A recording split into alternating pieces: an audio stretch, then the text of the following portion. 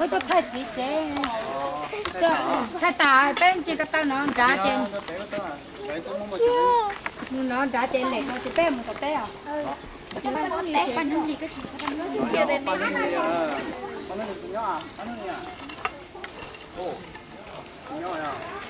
Chị nhớ để thay cái chế chứ. Thay tụi mình à? Trò tránh.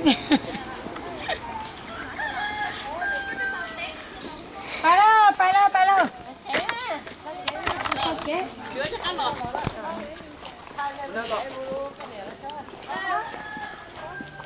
Con chiên được rồi.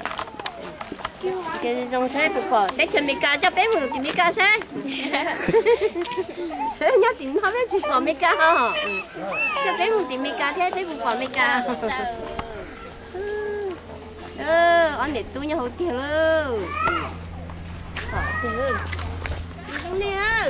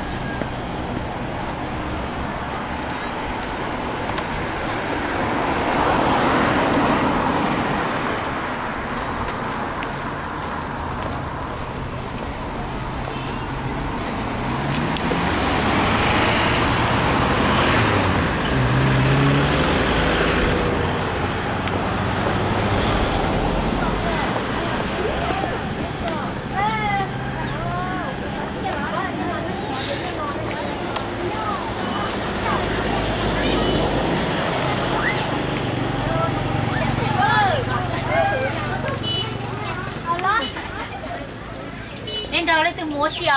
Chưa mua xiêu, đây khu gọi về nó với lâu, với lâu, gọi cho cái tay một té à. Nên mua té, Đấy là giác ấu à. Để giác cái là sáng là tay đi đó là mua té, thay cái gì cho té nó, cái bộ là sao cái gì nó chế bé à? Cái sao ta rồi, tao chỉ này.คนต้องมีถอยนี่เนาะ อันนี้ตายอยู่แจกขยะซะ Bài คือ nó ใกล้ๆด้วยเนาะยังถึง Anh đâu cái lô thì không cần. แล้วนี่ร้อยแต่ไทยไม่ยอมไม่ได้ที่คือไม่ยอมพูด Hãy subscribe cho kênh Ghiền Mì Gõ để không bỏ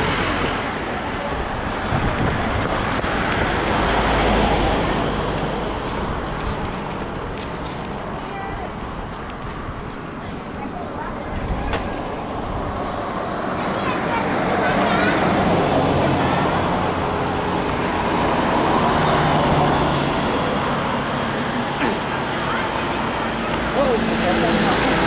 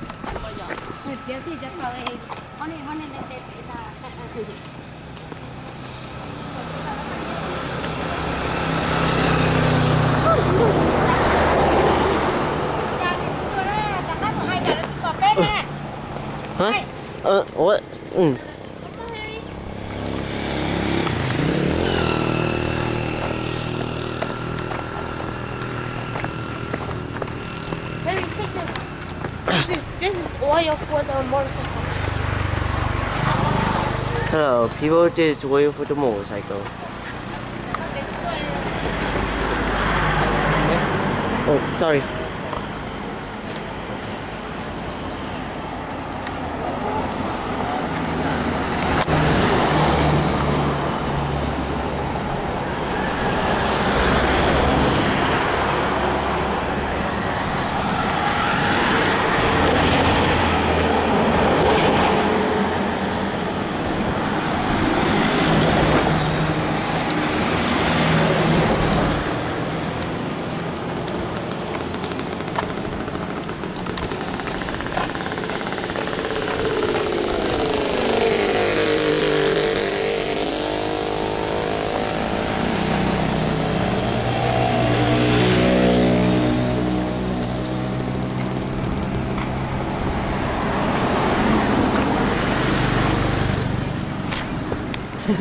You okay, Harry?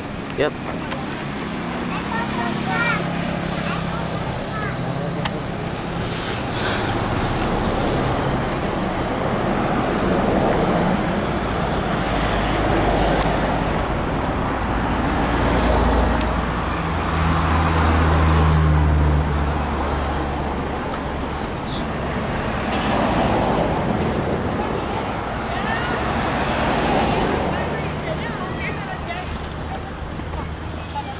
Oh man, look at that kite. Where?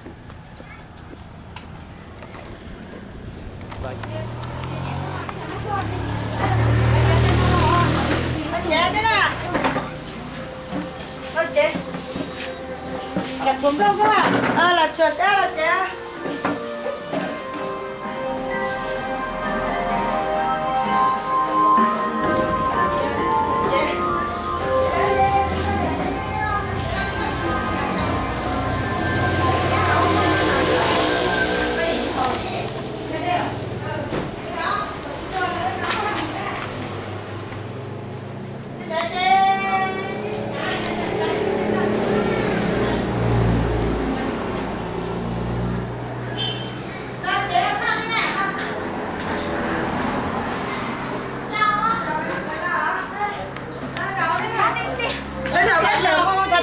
Kín này. Đen đen.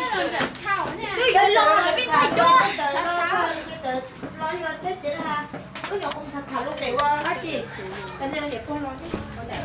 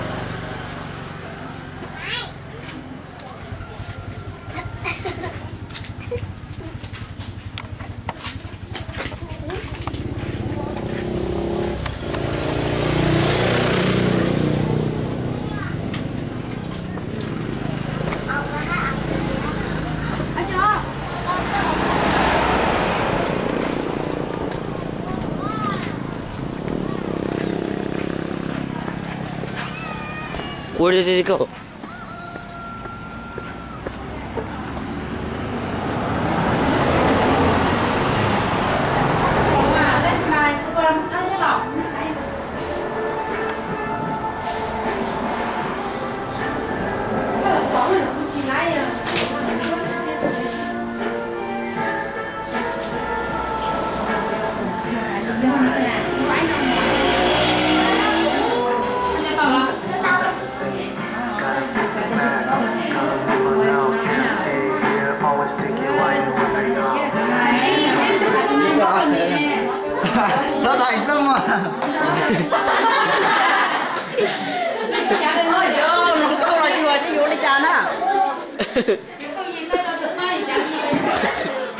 Oops, sorry.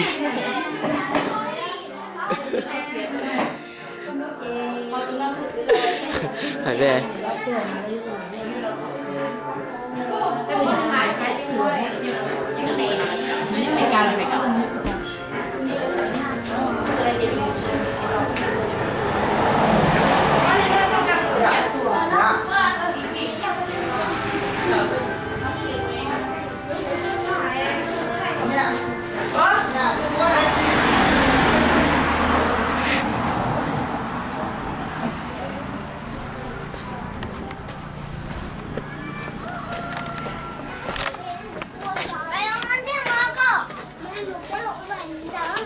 What's this?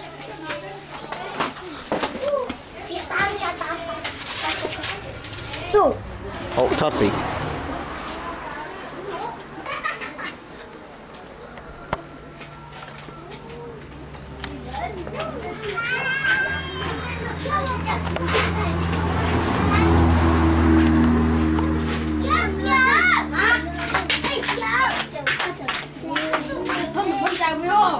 Oh.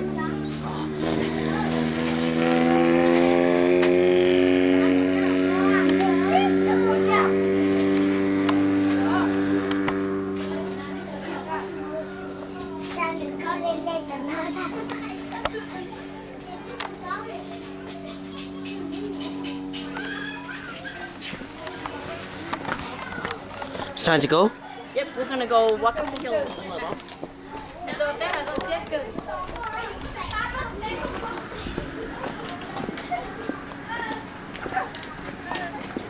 Vậy chứ sao ạ?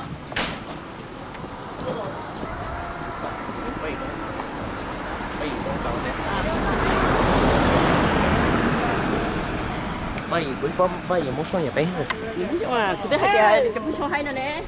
Kita cái lớn lên nhà biết sao mà biết cho lên nhà. Như nhớ nhẹ tôi. Nhưng mà ta đi. Chẳng phải thì không có luôn không? Thì nhất tôi. Hay nữa.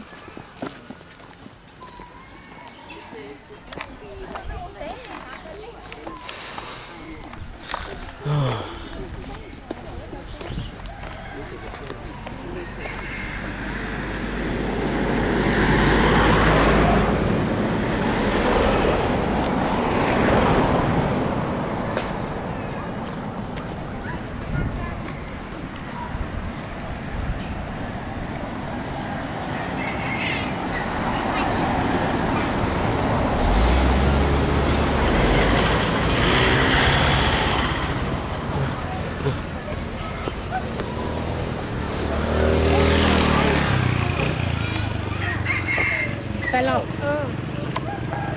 Người ta là tới một số lấy cho đấy.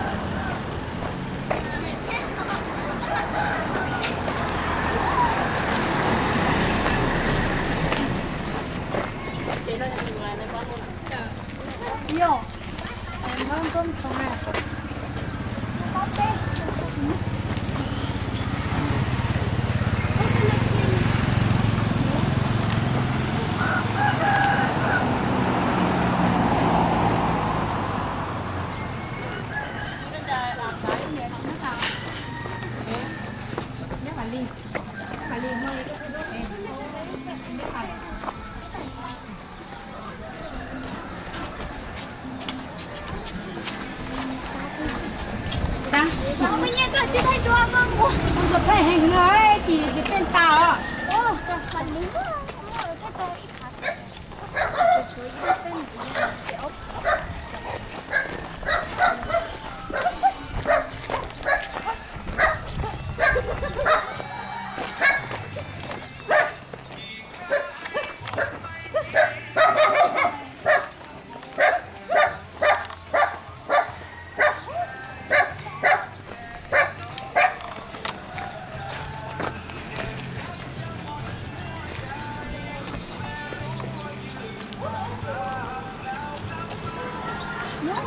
No, tapi dia caranya kita itu kamu lakukan. How they work? Oh, chắc của tàu rụng rồi rồi.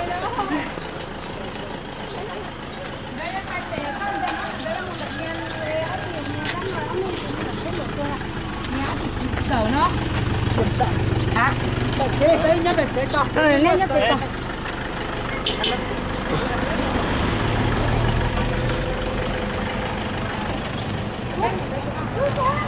Anh nhìn thấy nó gì á?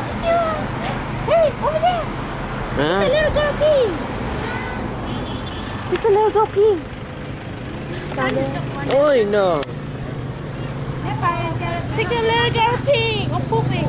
No way, that's embarrassing.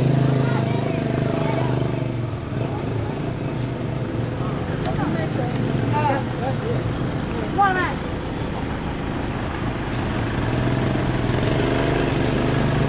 Ah, no way.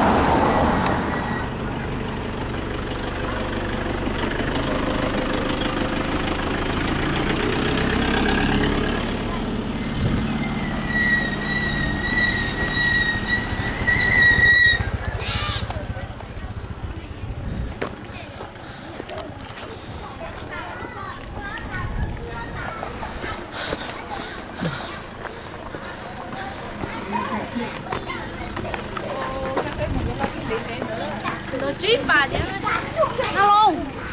Có tiền dừng cái chuyện này tự nhiên mà.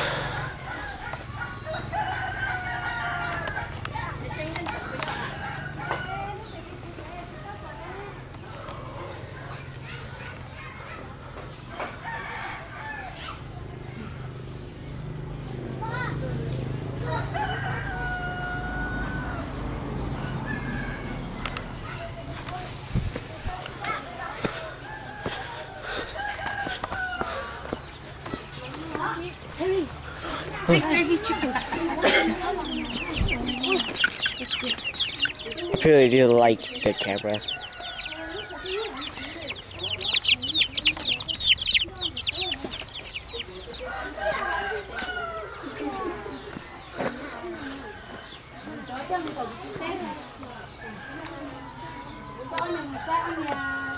giờ té bây giờ như tôi đang nhỏ ta lấy ngon thì cái rồi té thay tao cho đã rồi này ta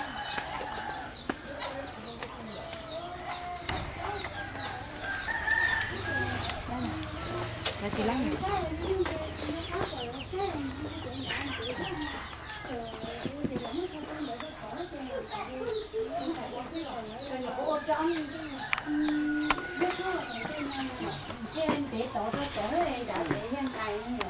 Sì à?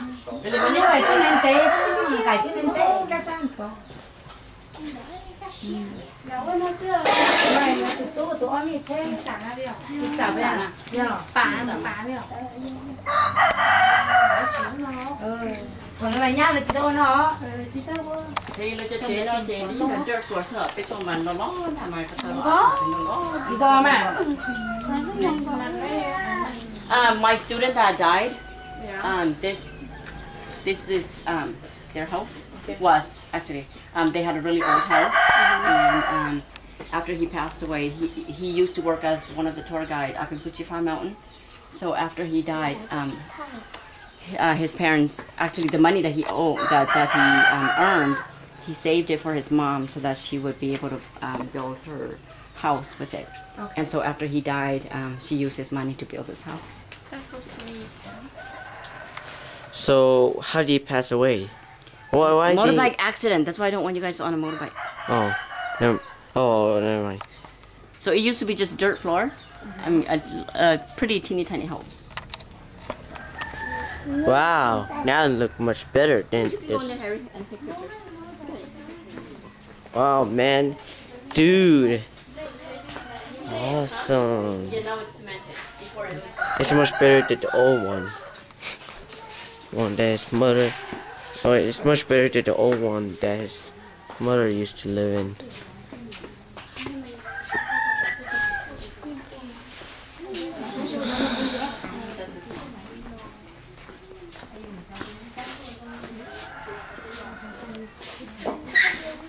The roof ain't half bad. Just a little shack.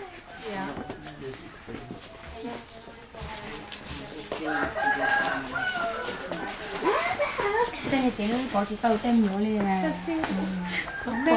Mà bài nó tôi lót kia rồi. Tôi lót kia. Tôi lót này đi mua cần đây chứ mà. Dạ, anh nhìn cái đâu cho. Dạ, tôi tung vào chứ rồi. Ta mua gì á? Dạ có chỗ tôi đó là mà cuối tít tu chứ mà nhá. Mình sai mua nữa. Có thằng yêu gì để cho. Sao quậy quá.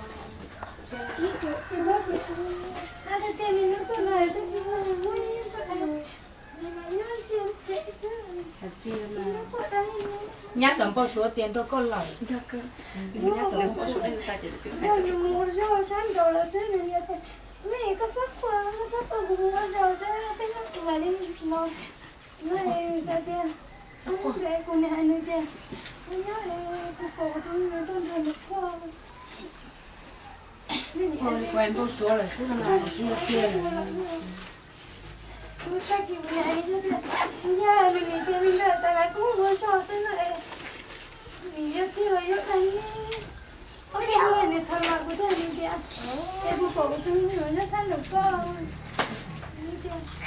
Chị có nhưng mà hay phát lắm mà. Nên là hay nên nhân chơi không có cũng phải chơi trên này. Nhà đi nhà đi nhà có chế mua cái tiền trên nữa. Nhà tiền nhà cũng cần đây cũng ôn tập cũng này tại mà cũng mua này nhà xài đi có bó nó để phải mua. We get on this side. Wow. Ta mua tao phải ra mấy lỗ tên là lo mua phò lên đánh có để ra có cho mình nó đánh có để ra mà nhà có con nhà tiền. Nhà này hai cái mông về cho nên lo vậy sao yêu cái này cho lên tới nó cho này chẳng có nó có coi cái Cái cái sắp còn nào? cái nó sẽ có ít tiền thế này. Thế rồi phải sao nhà ra luôn trong sống ít tiền đấy chị. bé muốn đâu tỏ con cha chị bé là tỏ phụ chính đó rồi bé là có chị tao bé chị tao lo nè chị nó ta tiền chị chỗ on nó giữ tiền chị lấy tỏ cá rồi thì chắc cái mồm hay giờ để ít trà chỉ bao để cho ít trà ta phiêu vậy đó chị giờ thì lấy chắc cái lò nó là mình đi chắc cái lò hay chỉ lò thì rồi bé nó trồng đào nó sinh đào giờ mua đó này chị mua cái nào cũng mà đi mua ra trên này mà đi mua trên này thì chính đó là chính xác là chẳng là mỗi lần lúc chị sẽ đặt chuột ta này em biết tua chừng chỉ bỏ đó cái bỏ ta tọt cái tuần là chị có chắc u này rồi thế thì giờ rồi cái chị có giờ chị cũng đã rồi thế nên thật thế mà rồi có tiền nên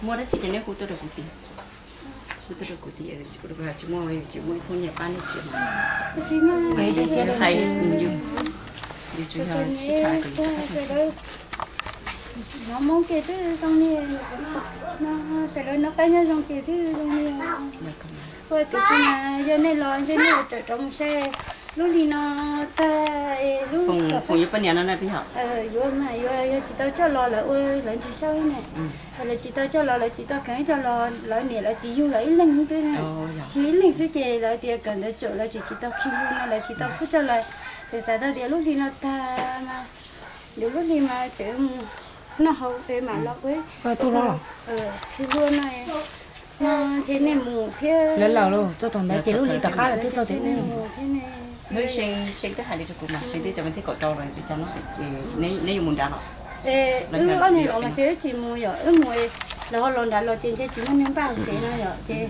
chế gọi lại cho lo thiê cho cái gì này lo bể thiê này lo sấy đá thiê lại cho cái gì nữa mua như tôi thì có nó đã chơi to nên đã chơi một cái tôm bữa đó là nó bể chơi dạ cho bể cho lo chơi nữa họ lụi chỉ tha nên là chỉ tôm tàu này rồi nên là cái tôm bếp nó sẽ chơi nữa là chỉ tôm té nữa rồi chơi trả lời thành thế chỉ là chơi mà thôi à tôm như thế này tôm mất đó cái gì như mỗi chị cái gì mà khăn nồng á cái nào khăn nồng cái này cái này tối này cái này tôi nhớ tối thì mà mất sao sao con cái gì cũng nói tại mấy cô mua cái bữa cả cho cái tụi làm mỏ mua à giờ cũng đâu nữa giờ cũng đến giờ cũng phát nó có nhoi giờ nữa chỉ cả lan để giờ ở thì ở lên đó là xí mà là xí mà ở đây nó vô em buôn đã thì em buôn đã là buôn thì lấy dùng gì buôn đã xí cả chắc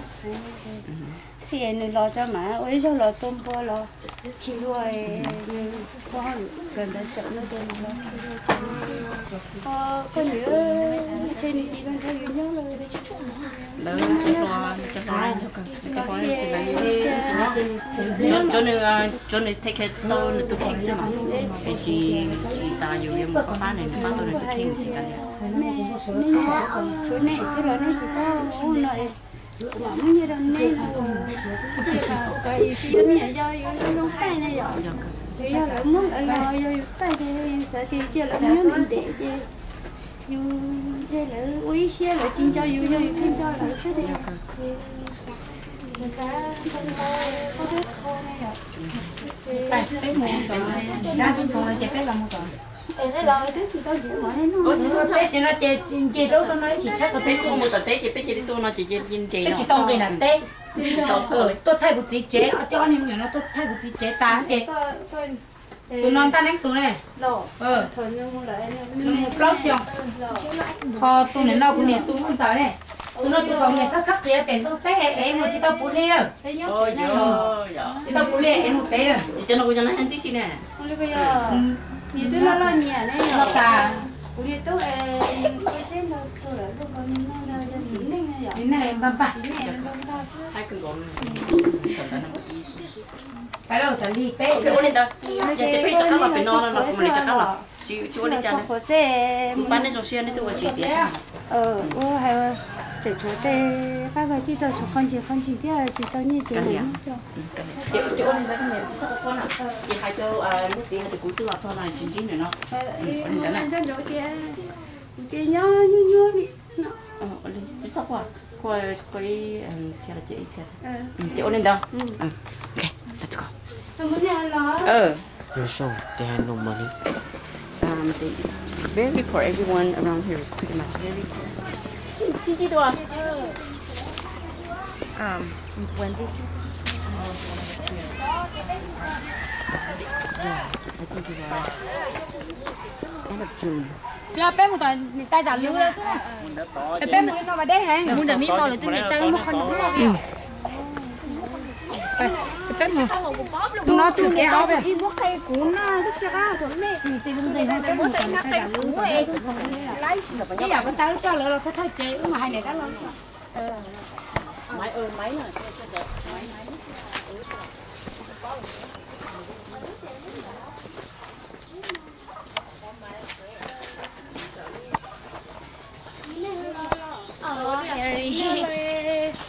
Nó mua tao chứ mà không ở là. Liab, tôi mới lên tàu công chỉ mà đi xí qua.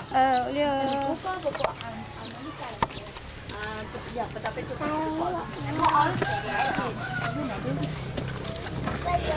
Wow, lạc long.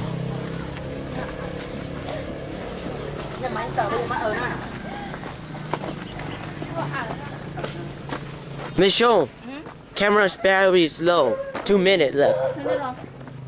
Alright then. Well, that's all you had to hear, folks.